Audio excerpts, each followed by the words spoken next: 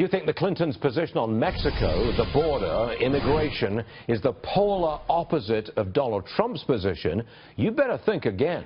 Watch this flashback. Roll tape. Secure our borders with technology, personnel, physical barriers if necessary. That's why our administration has moved aggressively to secure our borders more, by hiring a record number of new border guards, by deporting twice as many criminal aliens as ever before. We need to try to incentivize Mexico to do more, and we need to create the environment in which we get people out of the shadows and then give them some earned right to legalization. We are also a nation of laws.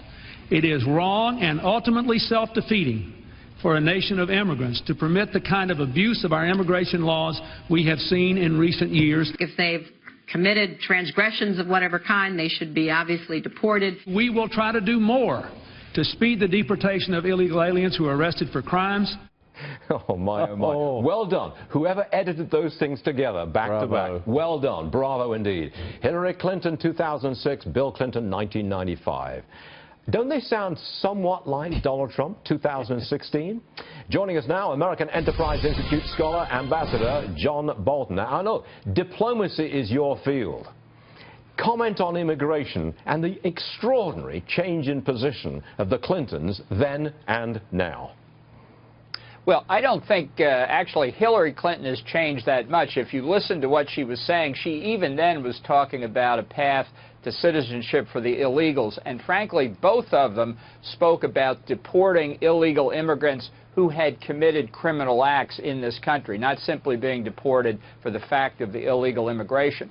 But let's not hide the fact that the Democratic Party has moved significantly on this issue over that period of time, because they're really embracing a broader philosophy of a world without borders. Secretary of State John Kerry himself just a few months ago said, you better get ready for such a world.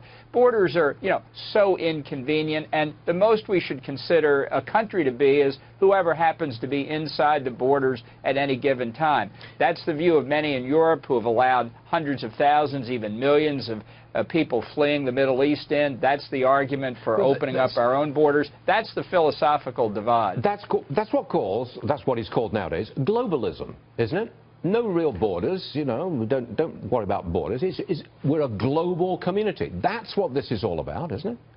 Yeah, and I think if you looked at the United Nations summit that occurred just a few weeks ago when the General Assembly opened, there was talk about treaties that would in effect begin to move toward just such an open border system, conveniently put off by the delegates until 2018, so they weren't talking about it right in the middle of an American presidential election. Look, this goes to the question of what a country is. Is it just anybody who happens to show up, or are you entitled to have things like citizenship that defines who participates in making decisions? People want to turn this into an anti-Mexican issue or an anti-this or an anti-that. That's not what it's about at all, in my view. I favor increasing legal immigration, but I think we are entitled to define what our country is. Do you think President Obama really wants to be the president of the world?